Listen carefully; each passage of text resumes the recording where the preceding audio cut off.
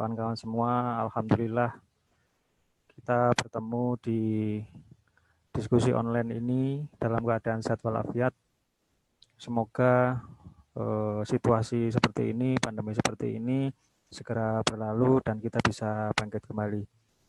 Amin. Sesuai dengan jadwal yang sudah diinformasikan di platform Lunas dan beberapa media yang ada, hari ini kita akan melaksanakan kegiatan kurasi produk dalam rangkaian launching pasar gotong royong yang rencananya akan dilaksanakan tanggal 27 Juni 2020 dan bertepatan dengan Hari UMKM Internasional. Jadi ini adalah event perdana untuk kurasi produk. Sebelumnya adalah untuk kabar pasar juga sudah dilakukan perdana tanggal 1 kemarin. Dan hari ini dilanjut untuk kurasi produk. Untuk kurasi produk perdana ini kita akan menampilkan 2 produk. Ya. Yang pertama adalah tas untuk membawa makanan, ya, yang nanti disampaikan oleh Pak Rahmat Sayadi dari Pamaba dan Sentra UKM Tanggulangin. Yang kedua adalah produk tenun dan kreativitas produk tersebut digunakan untuk berbagai produk. Salah satunya adalah diaplikasikan di sepatu, tas, kemudian topi, dan lain-lainnya. Tapi sebelumnya nanti akan ada pengantar dan informasi yang disampaikan oleh Pak Samsul sebagai founder Lunas, juga founder Fokus UKM Nasional. Untuk itu kami langsung berikan waktu. Yang pertama sebagai pengantar Pak Samsul tadi, dipersilakan Pak waktunya. Terima kasih Pak Helmi. Kawan-kawan, Assalamualaikum warahmatullahi wabarakatuh. Selamat siang.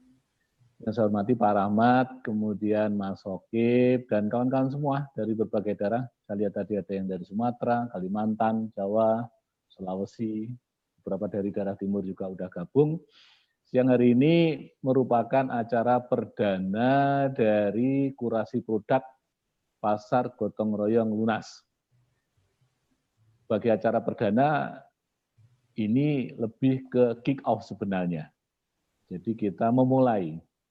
Karena baru, maka tentu akan ada banyak kekurangan, banyak kelemahannya. Tapi nanti kita akan berproses.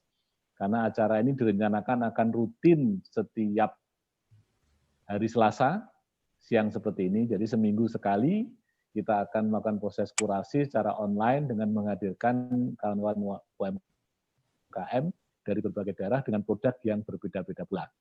Karena ini acara perdana, maka kita awali dengan sosialisasi terlebih dahulu tentang mengapa acara ini ada. Saya akan coba share slide-nya sebagai berikut.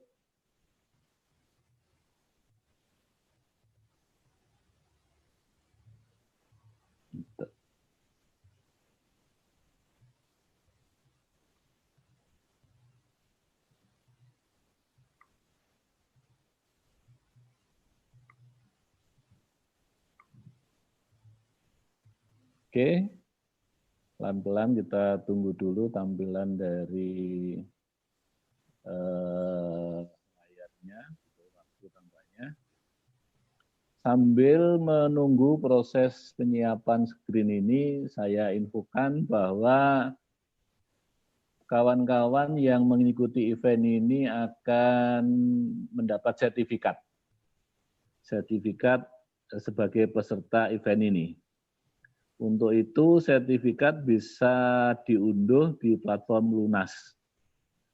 Nah, syarat untuk bisa mengunduhnya adalah kawan-kawan mengisi daftar hadir secara online di platform Lunas. Jadi Anda yang sudah terdaftar sebagai peserta ini, silahkan mulai jam sekarang sampai 2 jam ke depan, klik tombol absen kehadiran di platform Lunas. Nanti kalau Anda sudah ngeklik tombol itu, tinggal nunggu selesainya acara 2 jam ya, nanti kira-kira jam 4 WIB Anda baru bisa mengunduh sertifikatnya. Baik, Pasar Gotong Royong ini adalah layanan terbaru dari platform Lunas. Mengapa layanan ini ada? Ini ada beberapa latar belakangnya. Tapi intinya bahwa pandemi ini telah merubah kondisi dari bisnis UMKM di berbagai daerah, khususnya terkait pasar. Pasar berubah, bahkan beberapa UMKM kehilangan pasarnya. Perubahan itulah yang kemudian menyebabkan banyak UMKM yang omsetnya menurun drastis, bahkan ada yang harus sampai tutup. Ini yang akan kita coba carikan solusinya. Hal ini juga kita ketahui dari kegiatan relawan pendampingan UMKM terdampak COVID-19 yang dilaksanakan oleh Fokus UMKM bekerjasama dengan Kementerian Koperasi dan pihak-pihak lainnya selama bulan Maret, April, dan Mei. Dari 3.500 lebih UMKM yang didampingi, 95% problemnya problem pemasaran. Sehingga itu yang kemudian menjadikan kita perlu menseriusi bagaimana pemasaran mau kita selesaikan. Nah, pemerintah baik pusat maupun daerah sudah melakukan beberapa upaya mencoba mencari ruang-ruang yang mungkin bisa dilakukan agar UMKM tetap bisa bergerak walaupun dalam situasi yang sulit seperti sekarang ini. Di tengah PSBB, di tengah physical distancing, social distancing, diupayakan terus ada ruang bagi UMKM menyesuaikan dengan kondisi pandemi ini, diupayakan mereka tetap bisa berjualan, tetapi mengikuti prosedur protokol COVID-19. Tanggal 26 Mei kemarin, Lebaran hari 3, Fokus UMKM Lunas mengadakan halal bihalal dan mengundang asisten deputi pemasaran Kementerian Koperasi dan UKM, di mana Mbak Sari selaku Asdep waktu itu bergabung bersama-sama kita menjelaskan berbagai hal tentang apa saja yang dilakukan oleh pemerintah, khususnya Kementerian Koperasi dan UKM dalam membantu UMKM yang terdampak COVID. Selain kegiatan-kegiatan yang sudah berjalan, ada juga yang ke depan akan direncanakan. Nah, ini satu slide yang coba saya share ke kawan-kawan. Kita menyebutnya dengan nama pemasaran terintegrasi Kementerian Koperasi dan UKM, melibatkan AMEN, ASEAN Mentorship for Entrepreneur Network, dan juga melibatkan Lunas. Nah, konsep inilah yang akan kita coba terapkan dalam Pasar Gotong Royong Lunas ini. Ini sebuah skema yang melibatkan banyak pihak, memang tidak bisa dikerjakan sendiri, sehingga saya senang hari ini kawan-kawan bisa gabung dengan harapan apa yang menjadi misi dari kita semua nanti bisa terkomunikasikan dengan baik dan kita semuanya bisa merespon menindaklanjutinya. Nah, untuk itu kita perlu memahami terlebih dahulu beberapa definisi agar kita punya kesepahaman. Terkait dengan problem pasar yang dialami oleh UMKM terdampak COVID ini, saya mencoba mendefinisikan apa yang disebut pasar gotong royong. Jadi pasar gotong royong ini adalah pasar lokal berbasis solidaritas dan gotong royong yang diinisiasi oleh komunitas untuk menggerakkan ekonomi lokal sebagai solusi terhadap problem hilang atau berubahnya pasar UMKM akibat pandemi COVID-19. Ini definisi yang coba saya sampaikan, di mana dengan definisi ini ada beberapa ciri pasar lokal, ciri pasar komunitas yang disebut sebagai pasar gotong royong. Jadi pasar gotong royong ini istilah generik sebenarnya. Nanti di berbagai daerah namanya bisa beragam. Namun cirinya ada 3. Pertama, memanfaatkan teknologi informasi, baik itu WhatsApp, Facebook, Instagram, website, marketplace, dan lain-lain.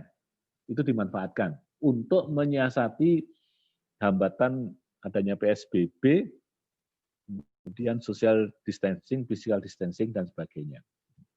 Yang kedua, pengembangan pasar ini berbasis komunitas. Artinya apa? Kesadaran dari kita semua untuk saling menolong, saling membantu, saling meringankan beban, itu dirupakan dalam bentuk kerjasama, gotong royong, solidaritas lewat komunitas. Jadi kita memang basisnya untuk pengembangan pasar gotong royong ini komunitas, agar apa? Semangat solidaritas dan gotong royong itu bisa terwujud. Dan yang ketiga, pasar gotong royong ini 100% produknya lokal. Jadi kita tidak mengendorse produk impor, kita tidak mengendorse produk yang dari asing.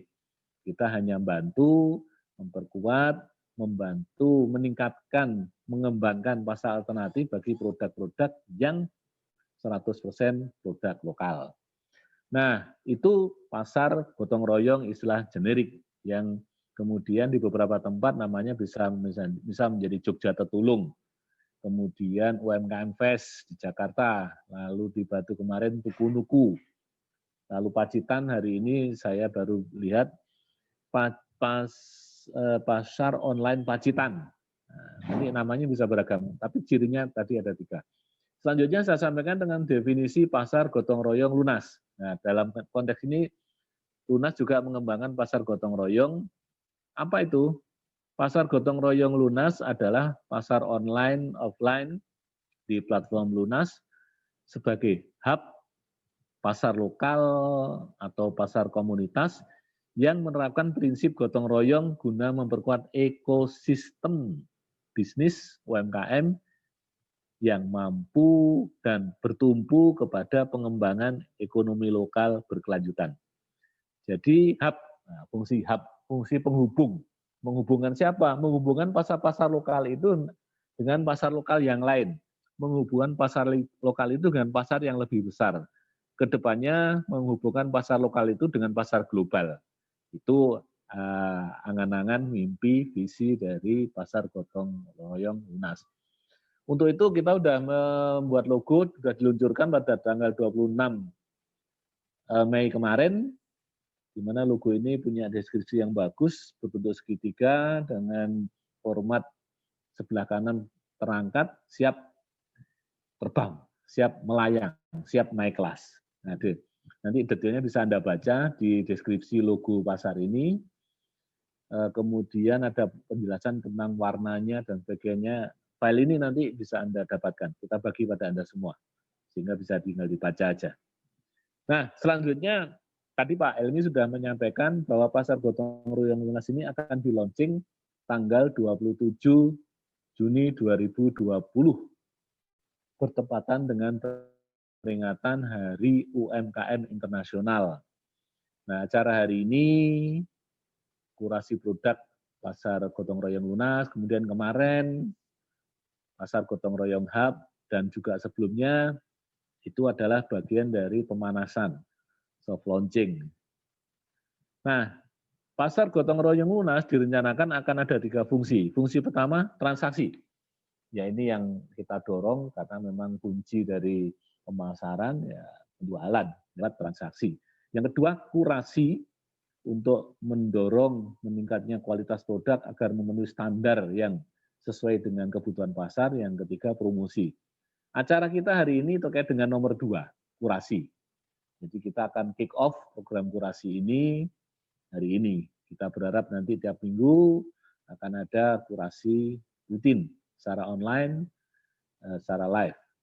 Nah, di pasar gotong royong lunas direncanakan akan ada 4 layanan. Pertama kabar pasar, yang kedua pasar gotong royong hub, yang ketiga promo, yang keempat produk. Ke depan tentu ini akan bisa dikembangkan lagi sesuai dengan kebutuhannya. Kita berharap produk-produk ini sudah siap nanti tanggal 27 Juni 2020. Hari ini untuk kabar pasar sudah mulai ada beberapa informasi yang bisa dibuka. Ada launching pasar, ada pendaftaran pasar gotong royong hub, ada penjelasan tentang logo kemudian ada informasi tentang Gerakan Indonesia Menolong. Nah, ini sudah mulai bisa dibaca di layanan kabar pasar.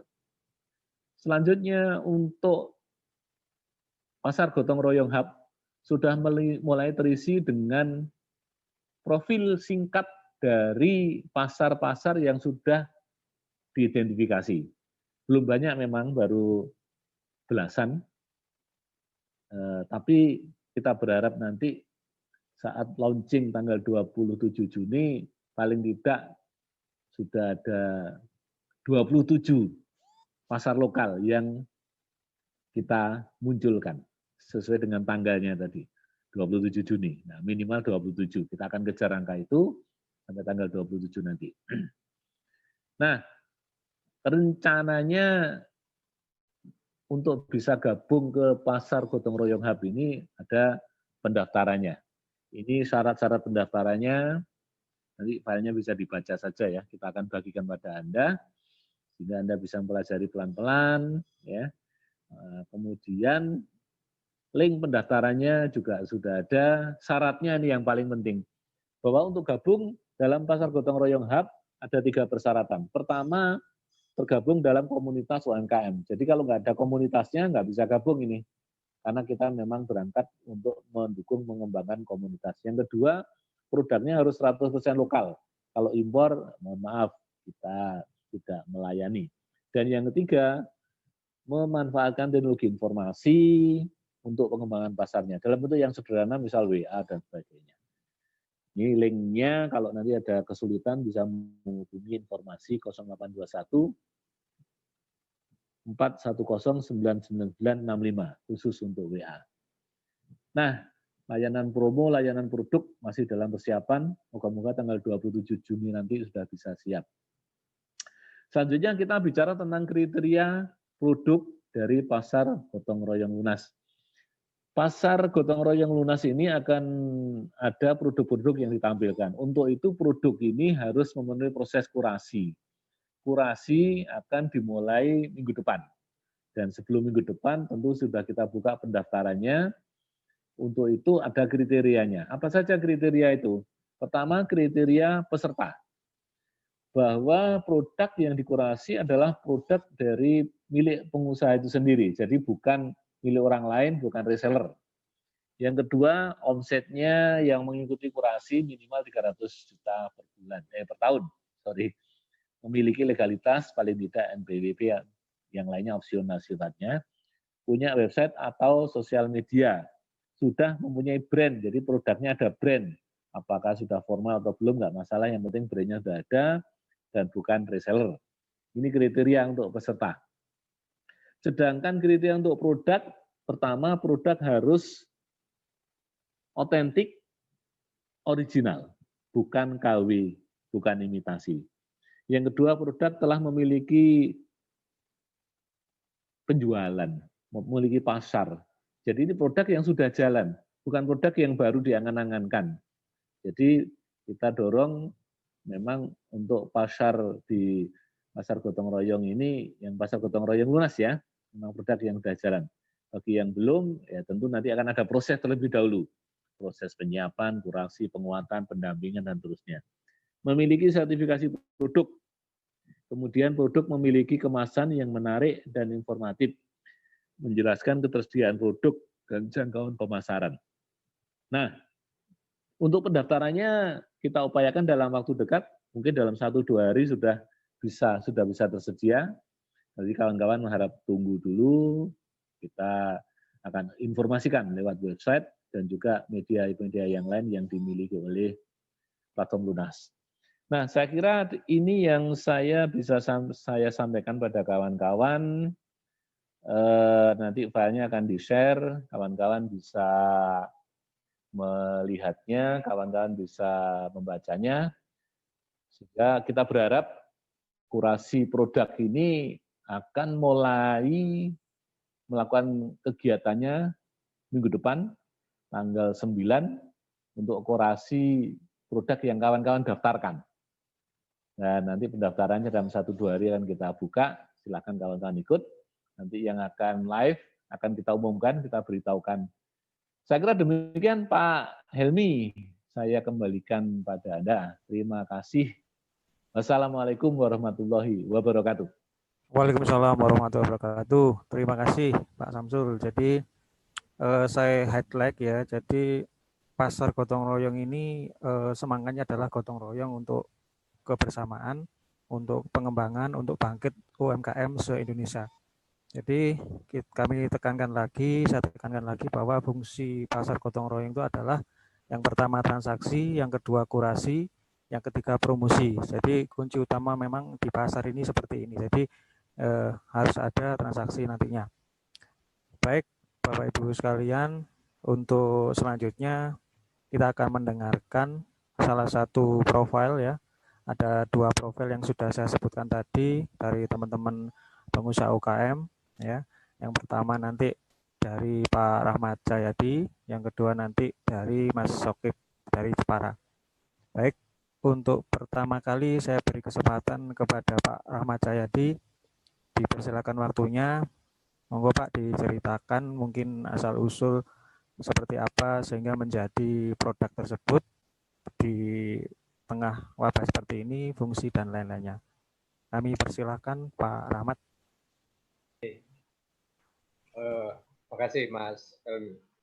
Assalamualaikum warahmatullahi wabarakatuh. Siang teman-teman semuanya, salam kenal. Saya Rahmat. Kalau nama perusahaan yang saya usung sekarang adalah Patmacraft. Cerita sedikit aja, sebetulnya basis saya ada di dunia konsultan sebetulnya. Tapi karena situasi kemudian kita bergerak. 2 tahun terakhir ini saya main di kerajinan, terutama di craft ya, di leather craft. Di lokasi bisnis ada di Surabaya, sedangkan workshop ada di Tanggulangi. Di mana? Di situ. Kalau saya boleh tunjukkan beberapa produk ini, produk kulit gitu ya. Produk kulit ini sudah jalan sih, untuk kebutuhan souvenir, wedding, kebutuhan kantor untuk ini, kemudian transaksi retail, jual melalui online dan sebagainya. Cuma memang adanya COVID ini menjadi sesuatu yang berubah. Salah satunya adalah pemasok. Pemasok kami itu kan di Magetan untuk kulit nabati kami. Nah kebetulan daerahnya daerah merah, zona merah, sehingga saya agak khawatir juga ya keselamatan menyangkut orang gitu ya, menyangkut teman-teman di sana ya. Dan ya juga ada perubahan gitu ya. Perubahan yang dramatis sekarang terjadi pergeseran ke pasar hanya kebutuhan rutin aja. Nah, ini yang menjadikan kemudian kami, wah ini harus bergeser. Tapi basis kami memang di tas ya, tas imitasi, kemudian tas kulit, produk itu memang kalian workshop kami yang ada di Tanggulangi. Yang kita inginkan sekarang, saya ingin mempromosikan, mengkomunikasikan sebetulnya ya, produk ini yang sebetulnya yang kita sesuaikan dengan situasi yang ada di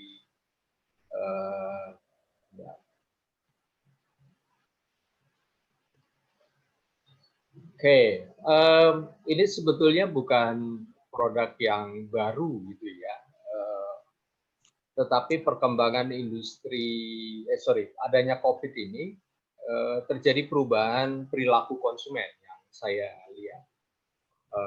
Kemudian saya bilang ke teman-teman bagaimana kita mencoba menyesuaikan, karena hari ini nggak ada orang beli tas, nggak ada orang beli dompet, nggak ada orang beli kebutuhan-kebutuhan tersier itu sudah.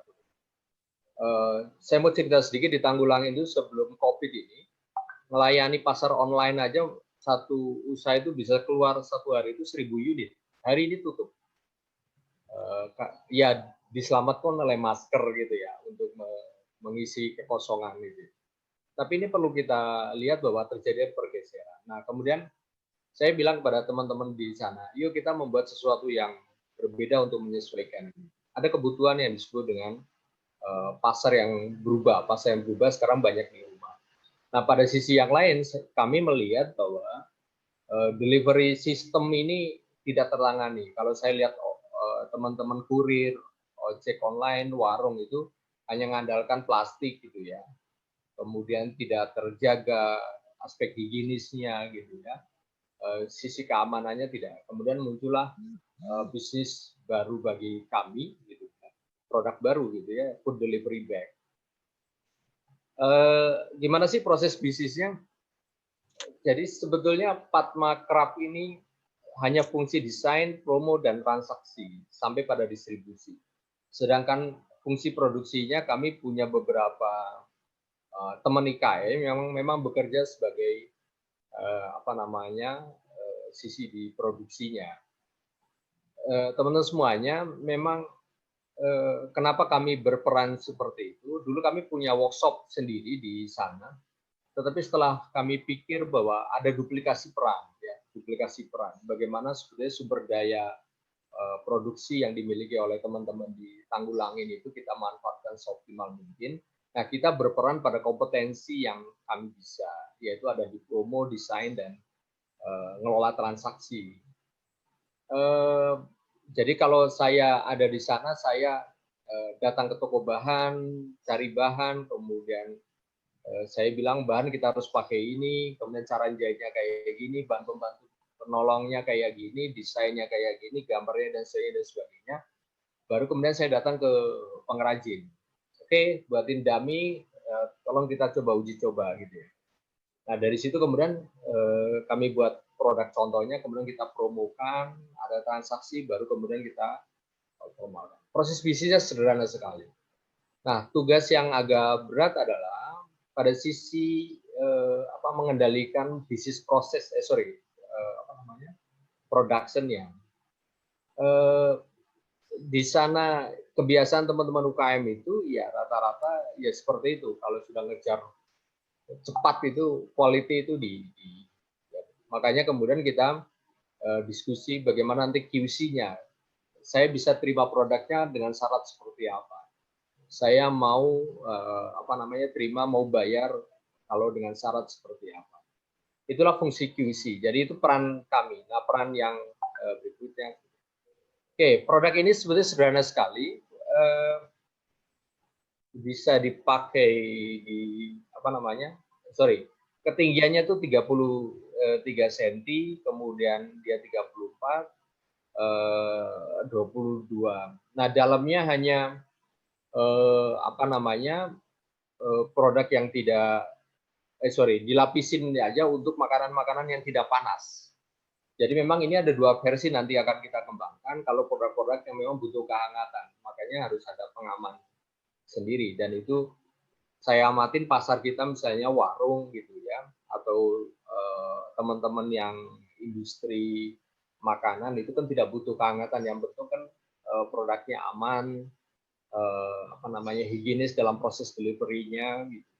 Sehingga di dalamnya butuh untuk supaya tahan air aja, maka kemudian kita lapisin, ada karetnya, kemudian ada pelapis di bagian dalam.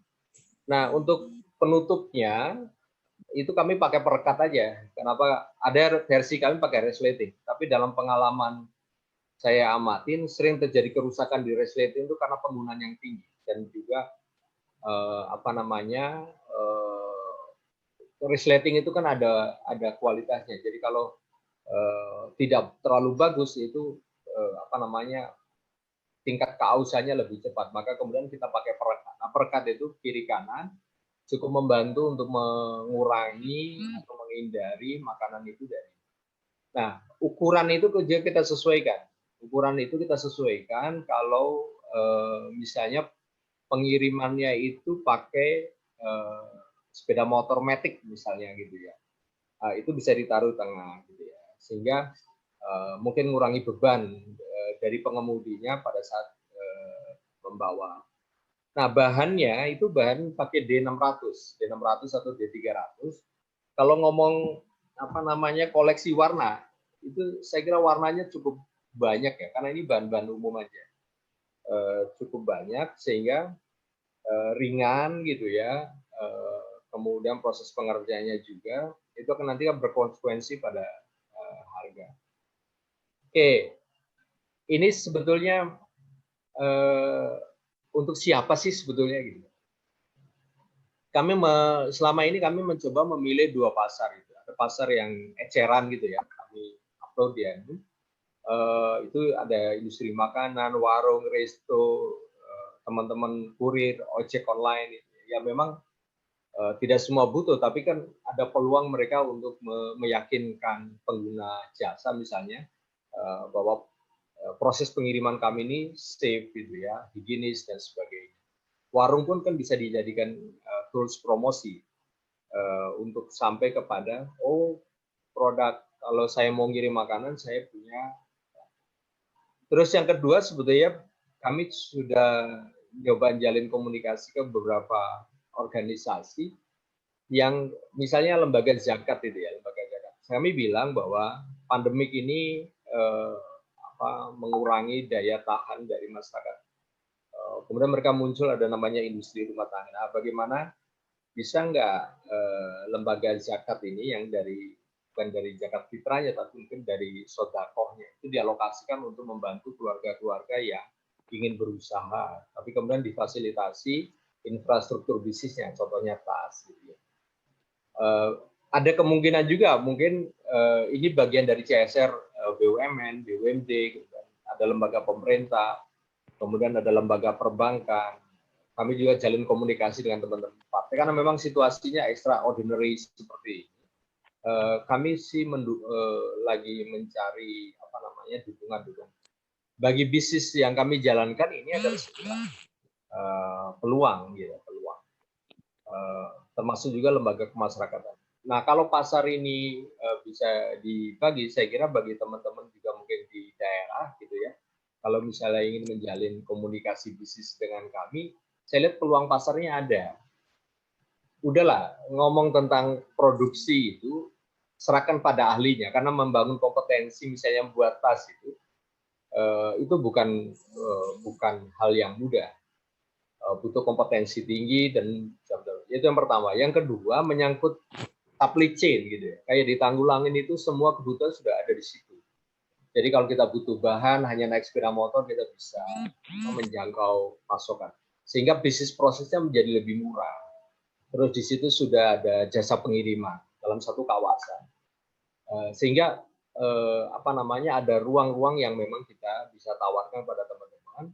Ini kan pasar gotong royong, artinya bisa jadi kami mungkin jadi pabrikan aja dari kebutuhan teman-teman yang ada di sana, atau juga ada hal-hal yang lain yang bisa kita coba satukan sehingga kita bisa tumbuh bareng. Nah, menyangkut dua hal ini, saya kira harga yang kami tawarkan kalau kepada retailer, reseller dan sebagainya, kami memang kasih harga itu sekitar 68.000. Kalau misalnya ada transaksi ya memang kami akan diskon 10% dari angka itu. Sebagai catatan, produk yang kami jual kalau untuk eceran itu tanpa logo, hanya ada kantong plastik kayak gitu.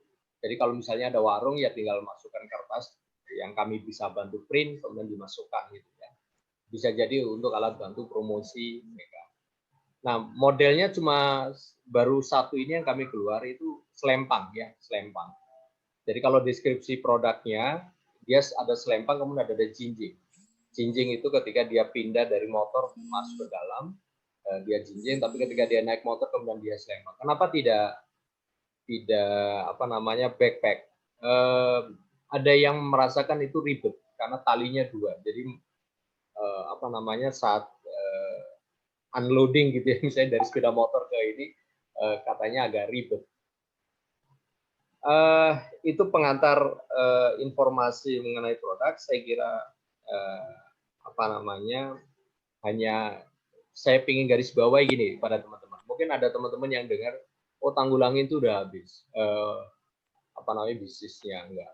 Di Tanggulangin itu sekitar sekarang itu ada sekitar 1.200-an sampai 1.400 pengrajin dari 4 desa ya. Jadi kalau misalnya bisnis ini bisa kita kembangkan, kita bisa memberikan ruang bagi teman-teman itu pada masa pandemik ini untuk keluar dari situasi yang mungkin tidak diharapkan bersama. Itu Mas Helmi yang bisa saya sampaikan. Mudah-mudahan memberikan informasi awal mengenai bisnis yang kami jalankan ini. Terima kasih, Mas. Baik, terima kasih Pak Rahmat atas pengantarnya. Yang perlu saya garis bawahi di sini adalah yang pertama, produk ini kreatif, jadi menyesuaikan kondisi. Dengan kondisi sekarang ini memang diperlukan kreativitas seperti ini. Ya, ini sangat simpel sekali, tapi manfaatnya sangat banyak sekali.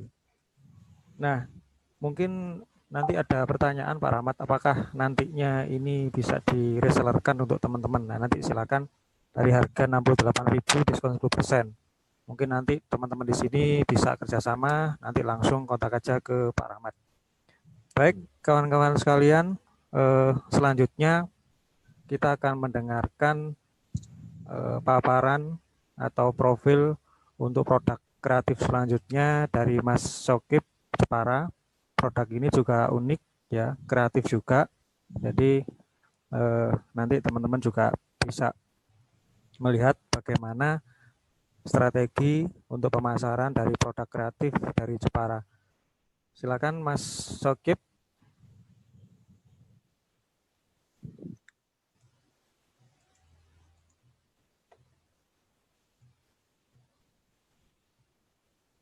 Mikrofonnya belum aktif kelihatannya. Sebentar. Sudah saya jadikan co-host ya, mikrofonnya mungkin. Mas Sokip, mikrofonnya mungkin diaktifkan dulu. Mas Sokip ya, ini tombol merahnya ini.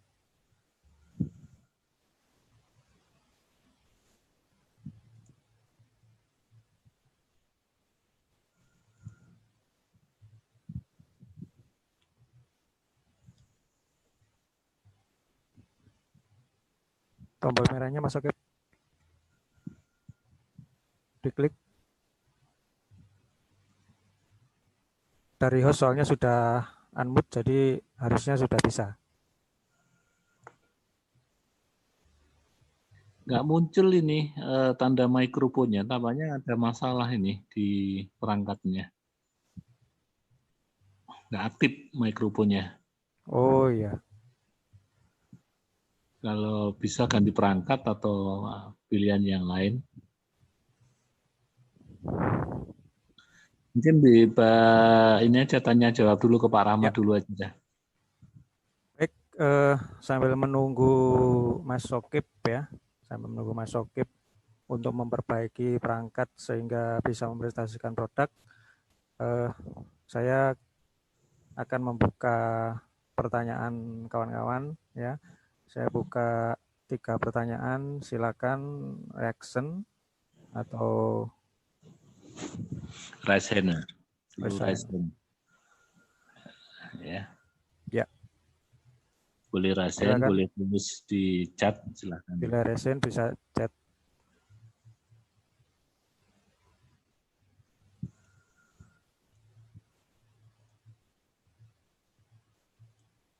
Itu ada dari Mas Susilo chatnya.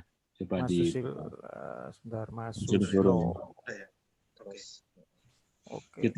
Kita unmute ya Mas Susilo ya. Mas Susilo Indria. Sebentar Pak, unmute. Tadi nggak Pak Cacek, ini nggak bisa ya? Oke. Oh ini Mas Sokip sudah bisa? Ya sudah. Oke. Sebentar Mas Susilo ya. Ditahan dulu, kita beri kesempatan dulu. Ya. Kita beri kesempatan dulu Mas Sokip. Ayo silakan. Terima kasih Cak Helmi. Assalamualaikum warahmatullahi wabarakatuh. Waalaikumsalam warahmatullahi wabarakatuh. Sebetulnya kalau di sini saya lebih banyak bercerita mungkin ya, karena kita orang baru di dunia UMKM. Saya baru 1,5 tahun menggeluti dunia UKM ini. Jadi lebih lama jadi jurnalis, jadi wartawan 15 tahun, kemudian menjadi fasilitator di salah satu program pemberdayaan masyarakat. Ketika menjadi salah satu fasilitator itu, di beberapa daerah saya berkunjung itu saya belajar mencari sesuatu yang saya bisa bikin di rumah nantinya.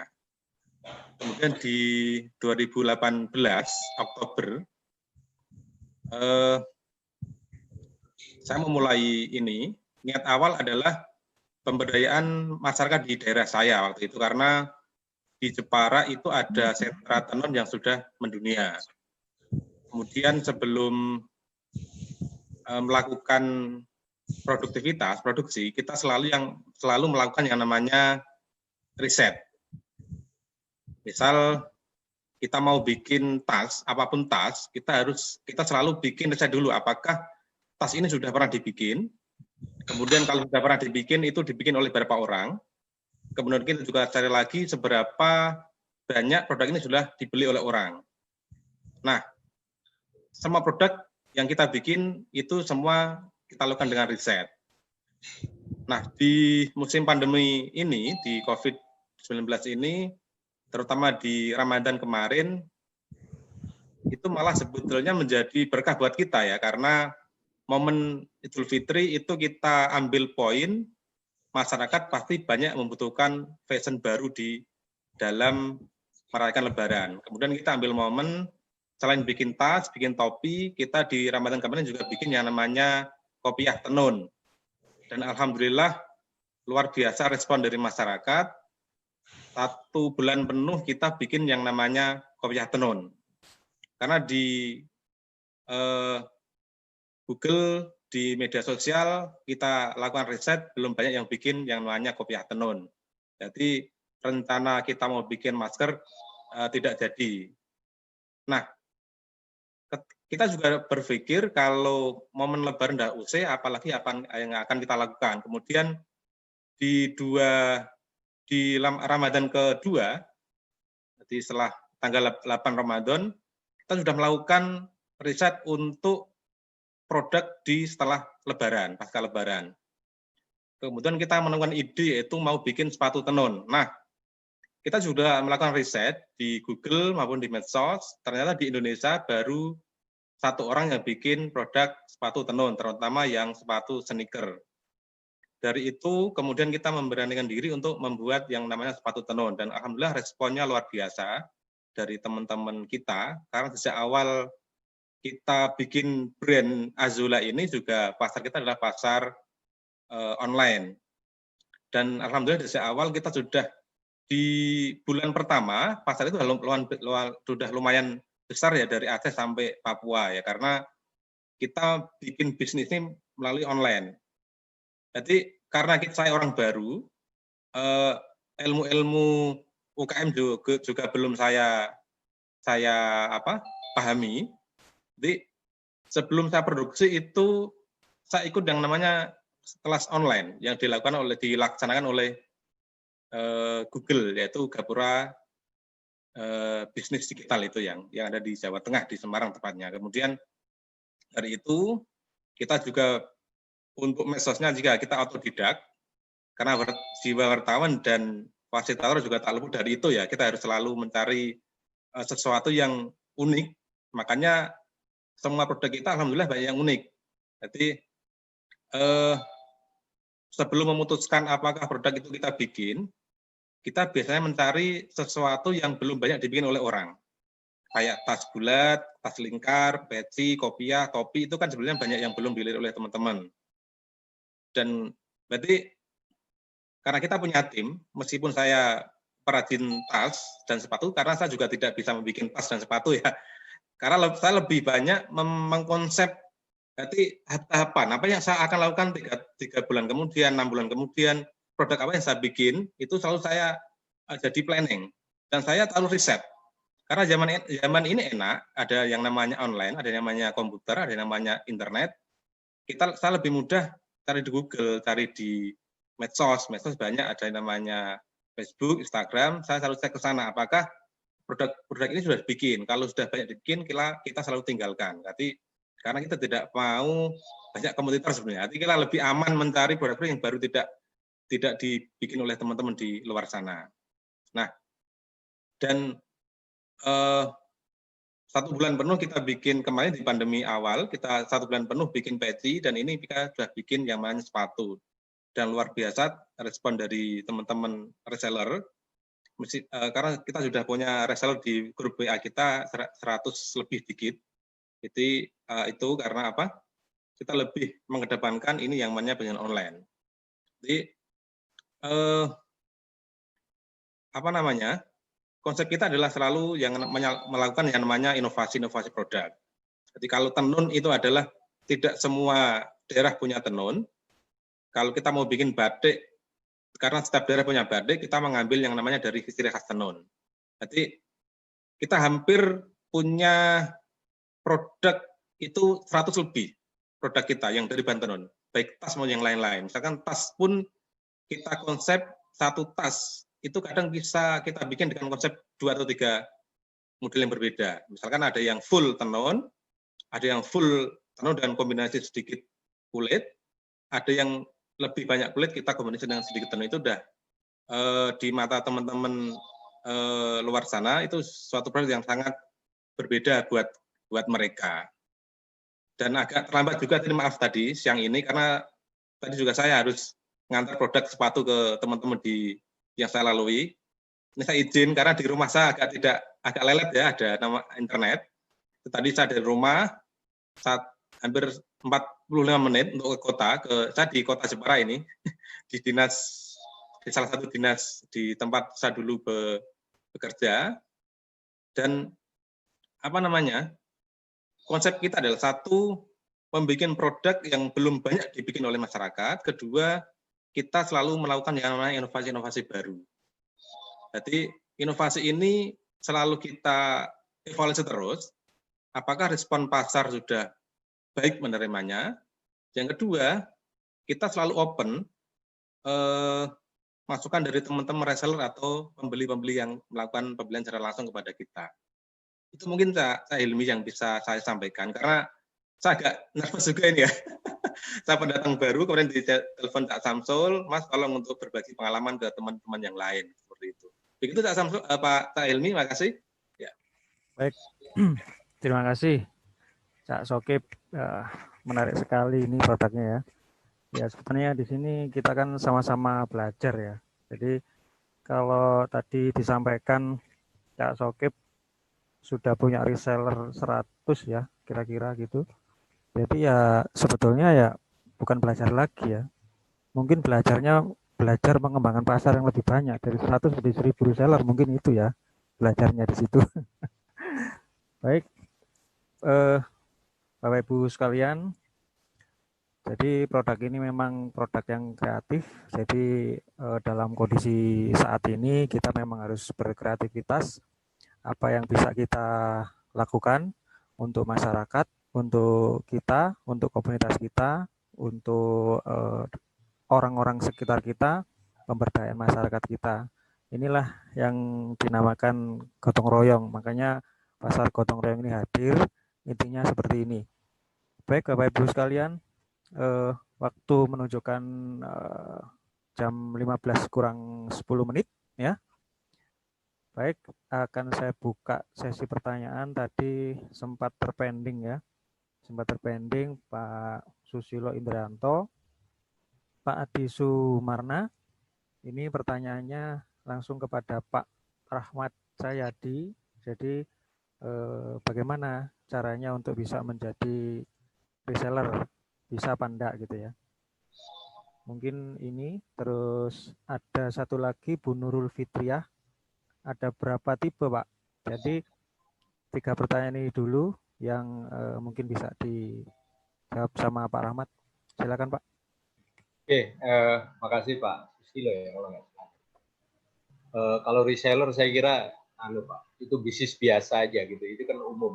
Ketika Bapak melihat ada peluang, kan ada ruang sebetulnya untuk menjadi jembatan, menjadi jembatan dari kami produksi.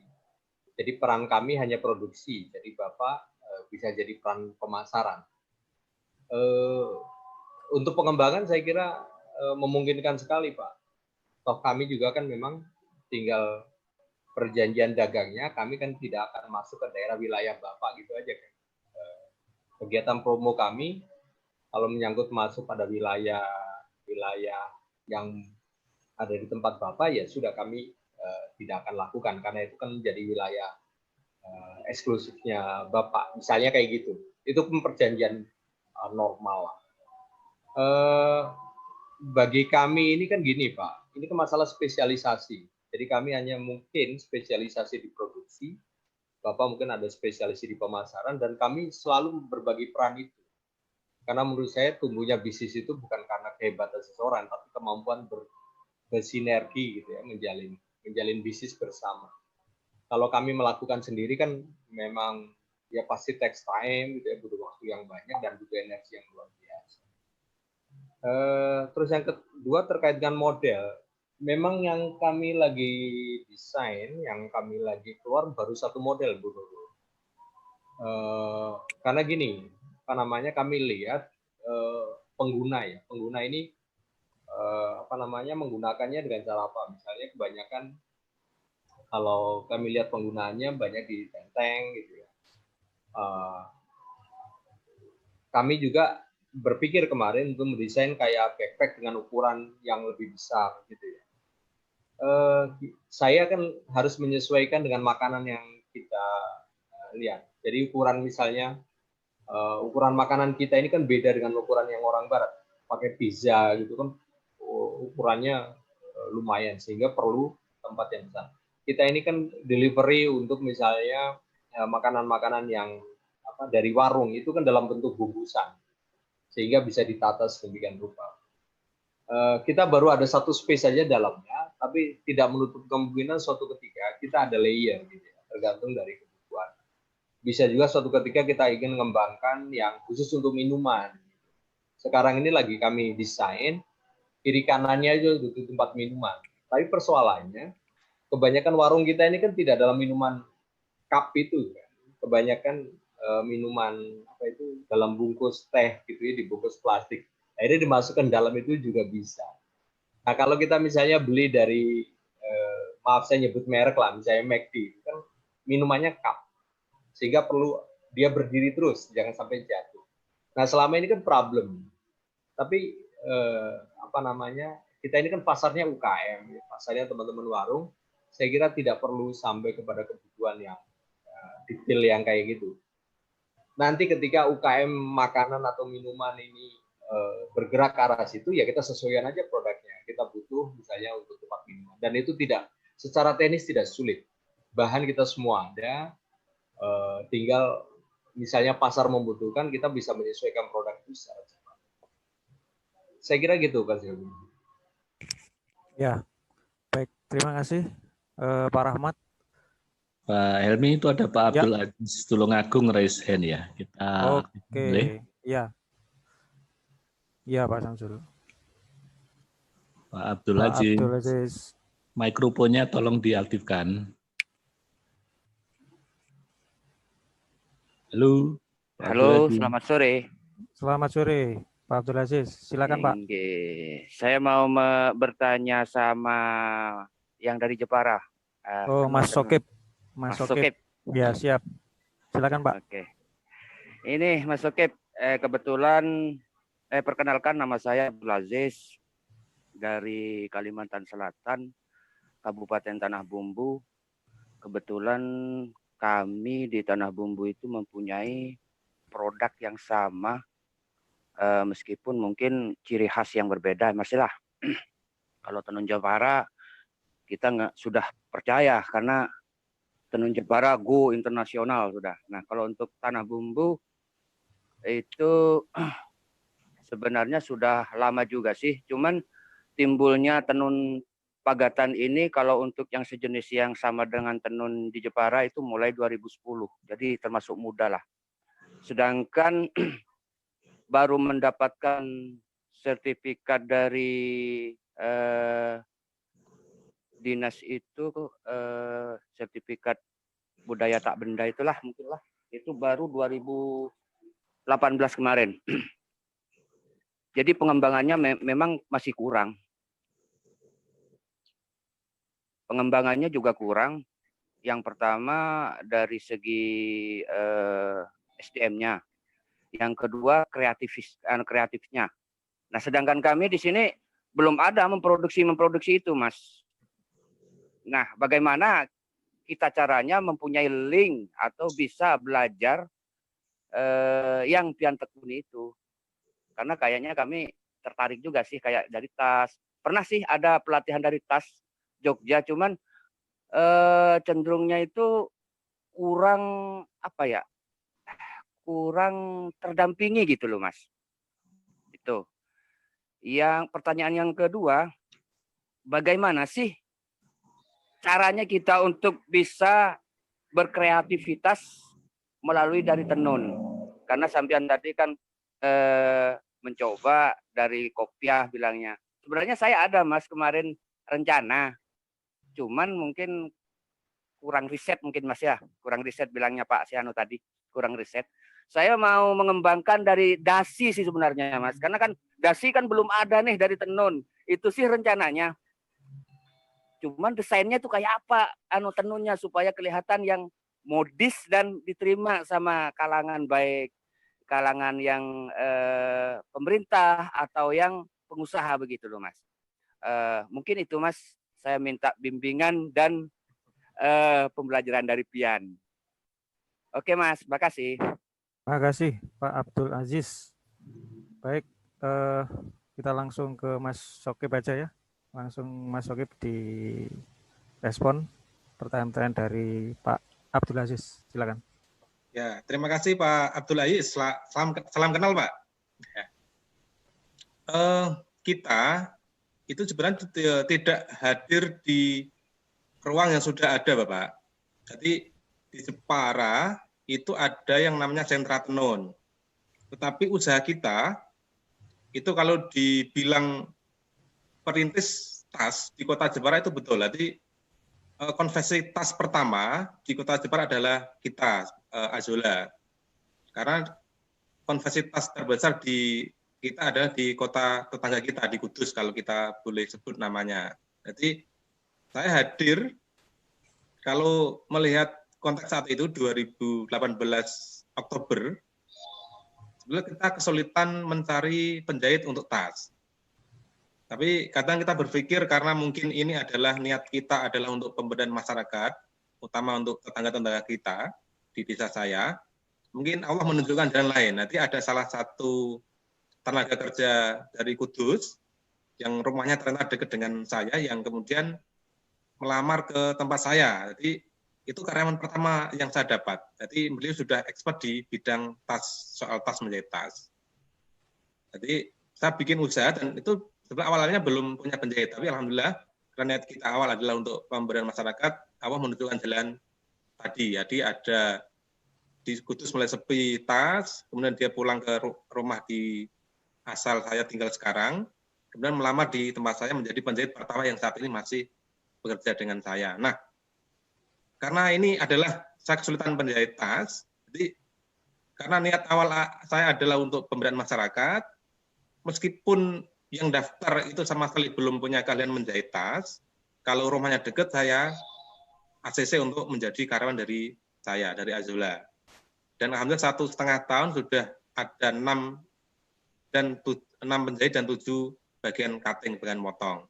Jadi itu saya ambil dari kanan kiri rumah saya karena konsepnya adalah saya ambil karyawan yang dekat dengan rumah dulu meskipun tidak punya ahli untuk menjahit. Tapi jadi 1 orang melatih 1 orang jadi, terus kita ambil karyawan lagi, 1 orang jadi kita ambil lagi sampai 7 sampai hari ini. Nah, basic saya soal tenun juga tidak ada.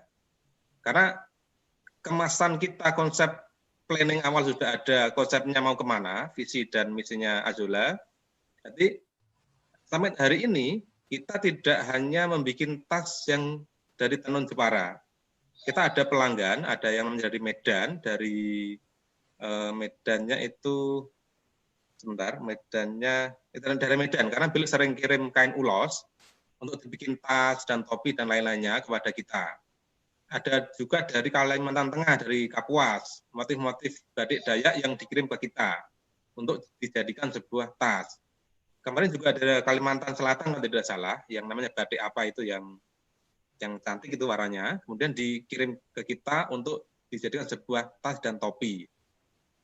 Ada juga yang dari Indonesia Timur, di NTT dan ND itu juga kirim tenunnya ke kita untuk dibikin sebuah tas. Jadi saya betul-betul merintis di ruang yang hampa. Karena apa? Di Jepara itu tidak ada yang namanya tukang jahit tas. Jadi kita satu kita rawat penjahit kita pakai sistem harian, karena kita harus berani agar tidak lari ke tempat lain, kita harian. Jadi dia melatih satu orang bisa, baru kita ambil lagi, karena satu lagi bisa, baru ambil lagi. Ini baru 1,5 tahun. Nanti kalau ini sebetulnya Pak Abdul Aziz, kesempatan kita di dunia online, riset itu yang paling mudah bagi kita selaku UKM. Jadi tinggal kita klik dimanapun berada, di Google maupun di media sosial. Sudah berapa banyak sih yang bikin produk-produk kita? Misalnya Pak Abdul Aziz mau bikin dasi dari tenun. Sudah berapa banyak yang bikin dasi? Kalau sudah ada banyak, kira-kira kalau kita mau bikin dasi, itu sebaiknya dengan model yang berbeda agar kita punya brand yang berbeda dari yang sudah ada. Seperti itu Pak Abdul Aziz yang bisa saya sampaikan. Terima kasih. Baik, terima kasih Cak Sokip. Ini saya baca lagi ya, ada pertanyaan di chat ya, Pak Selamat Ibrahim. Jadi pertanyaannya kepada Mas Sokip dan Pak Rahmat. Jadi saya ini bertanya, kira-kira apa yang membuat kami bisa tertarik terhadap produk tas ya yang dipaparkan tadi sebelum akhirnya kami menjadi reseller. Tadi mungkin sudah disampaikan ya Pak Rahmat dan Mas Sokip. Jadi nilai tambahnya mungkin bisa diperjelas dari Pak Rahmat dulu, Pak, mungkin. Kalau daya tarik yang paling, iya Pak Ibrahim, kalau saya bisnis itu daya tariknya kalau saya melihat peluang gitu ya. Misalnya, tiap orang itu kan diberi berkah berbeda-beda. Misalnya Bapak melihat ada peluang di pasar organisasi yang memang mendampingi komunitas industri makanan misalnya, melihat peluangnya kan, oh ini perlu infrastruktur namanya delivery, kan tinggal melihat peluang. Nah, baru kemudian kita konfirmasi produk. Kalau mengenai karakteristik produk atau deskripsi produk, rasanya misalnya Bapak klik di internet gitu, di ketik itu bag delivery, food delivery bag gitu, itu ragamnya banyak, jenisnya banyak, tergantung dari jenis makanan yang dia bawa. Misalnya kalau makanannya hangat, pasti kami kan tidak mendesain untuk kebutuhan itu, karena memang riset kami melihat bahwa makanan yang kita bawa atau yang teman-teman yang delivery itu relatif dalam keadaan tidak membutuhkan itu. Dan yang kedua, kalau ditanya apa diferensiasi, ini kan persoalan menyangkut juga nanti harga. Kalau kami kasih aksesoris yang premium misalnya, atau bahan yang premium, ya ini kan lari pada harga. Harga ini kan bagian dari sebuah barrier atau hambatan yang yang dikeluhkan oleh teman-teman. Nah, kami coba eliminir itu, dan juga bagi kami dengan desain yang sederhana, bagi tukang itu akan lebih mudah untuk mengerjakan. Ini menyangkut volume juga, nanti proses pengerjaannya lebih cepat. Semakin banyak tingkat kesulitan yang dihadapi tukang, maka akan berimbas pada harga pokok, karena lama prosesnya juga terjadi. Demikian juga kalau mudah ditiru, ya namanya bisnis itu, bagi kami produk itu nggak pernah kami takut untuk ditiru, karena bagi kami adalah kreativitas akan lebih dominan. Ditiru, kami pasti punya desain yang lain yang lebih berbeda. Mungkin gitu Pak Ibrahim.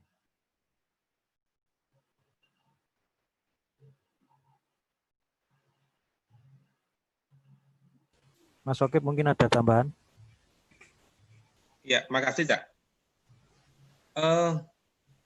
Produk yang bahan asalnya tenun itu selalu unik kalau dikatakan teman-teman yang suka bahan-bahan etnik ya, unik dan etnik itu. Dan Azolla kita hadir dengan desain-desain baru yang kadang belum pernah dipikirkan oleh teman-teman yang sesama pelaku tas tenun ya. Jadi ini sering menjadi kegelisahan kita di tim Azolla. Ketika kita bikin produk, kadang kita mau memasukkan di manapun ya, di Instagram maupun di marketplace, itu kadang kita mau menempatkan harga dengan kompetitor kadang nggak sulit karena kita selalu tidak ada yang sama itu loh. Jadi 2008 itu yang bikin tas bulat hanya kita dan salah satu perajin di Kediri. Saya udah banyak. Nah, sepatu karena kita baru 2 ya, di Bogor sama di Jepara di Azolla kita. Kalau di sana ada 350, kita karena di daerah 160 udah kadang udah tinggi, tapi kita tetap ngikuti ini ya, pasar-pasar di daerah. Dan yang kita tawarkan adalah satu, kita melayani yang namanya produk custom. Satupun model yang diminta oleh pelanggan kita selalu bikin, tapi dengan beberapa syarat dan ketentuan yang berlaku. Yang kemudian kita juga bikin limited edition, satu tas dengan satu corak, dan kita itu bikin satu kali sesuai dengan permintaan pelanggan dan tidak akan pernah kita bikin lagi.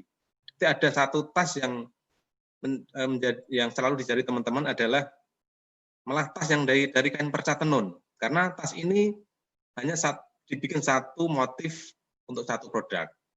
Dan alhamdulillah di terusan tadi pagi dari ND di NTT itu 20 karena ini unik Pak, satu tas dan tidak akan mungkin ada yang menyamainya. Itu Cak Ilmi, terima kasih. Baik, terima kasih Cak Sokip. Karena waktu ya, ini sudah pukul 15, mungkin yang terakhir pertanyaan dari Mas Fahmi ya, cakfahmi.com. Untuk yang lain teman-teman saya kira nanti bisa chat ya, bisa chat ke masing-masing. Ini Cak Fahmi, Pak Rahmat, bisa enggak tas briefingnya untuk produk frozen karena saat ini produk frozen food cukup tinggi peminatnya.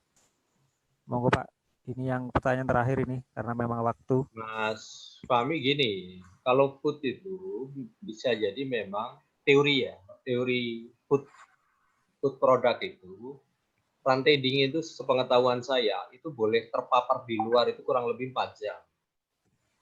Itu batas amannya.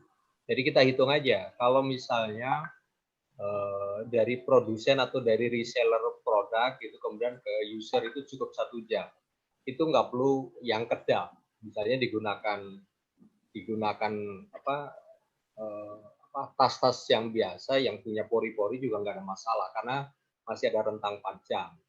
Yang jadi masalah adalah kalau kita melakukan pengiriman luar kota, misalnya melewati 4-5 jam sehingga dia dalam keadaan mencair gitu ya. Itu perlu tambahan styrofoam dan itu bisa didesain. Cuma kan masalahnya tidak semua makanan ini dalam posisi frozen itu. Ya kita lihat aja nanti kalau misalnya ada produk yang frozen melewati batas 5 jam atau melewati batas 4 jam itu dalam keadaan yang cair, maka kita perlu ada desain khusus tasnya karena itu ada risiko karena lewat 4 jam kata ahli makanan itu katanya kuman-kuman akan masuk kepada makanan itu. Tapi dalam posisi 4 jam dari beku itu masih relatif aman dalam posisi tinggal kita hitung aja kebutuhannya. Memang kalau ada kebutuhan ya tinggal kita masukkan aja styrofoam yang sudah ini kemudian masukkan di dalam kayak orang jual es krim itu memang khusus untuk styrofoam tapi khusus untuk frozen food tapi untuk yang heavy ya maksudnya orang jualan misalnya melewati batas waktu 4 jam dan harus tertutup rapat ya memang harus dilakukan seperti itu. Mungkin jawaban saya gitu Mas. Baik, terima kasih Pak Rahmat, kawan-kawan semuanya. Karena waktu memang jadi beberapa pertanyaan nanti bisa ditanyakan lewat web ya, lewat chatting. Kemudian silakan tadi Pak Selamat Ibrahim kalau mau tayang monggo Pak nanti daftar untuk tayangan minggu depan, untuk kurasi minggu depan. Silakan nanti bisa mendaftar. Mungkin closing statement Pak Samsul. Oke, Pak Helmi, Pak Rahmat, Mas Sokip, ini karena kick off perdana dari event kurasi produk, kita menyadari tentu nggak sempurna prosesnya, ini lebih pada pengenalan program, lebih pada bagaimana kita saling melihat peluang, kemudian tentunya juga kalau memungkinkan untuk dieksekusi menjadi sebuah bisnis, ini yang tentu kita harapkan. Tapi sampai ke sana tentu butuh proses. Nah, proses ini kita awali dari sekarang. Moga-moga minggu depan kita udah mulai bisa melakukan proses kurasi yang lebih intens dengan waktu yang lebih bagus, dengan peserta yang mungkin dengan jenis yang lain, mungkin kuliner atau apa, kita akan beri kesempatan kawan-kawan yang sudah siap untuk bergabung di Pasar Gotong Royong. Saya kira demikian Pak Helmi. Terima kasih.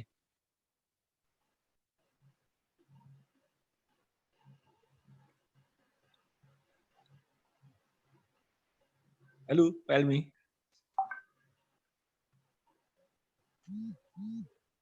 Halo.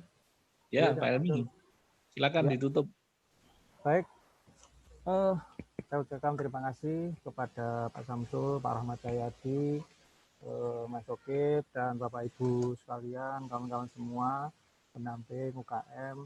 Semoga kegiatan kita hari ini bisa mendapatkan manfaat, dan Bapak Ibu sekalian, usahanya semoga bisa berkembang di tengah wabah pandemi ini, dan tetap semangat.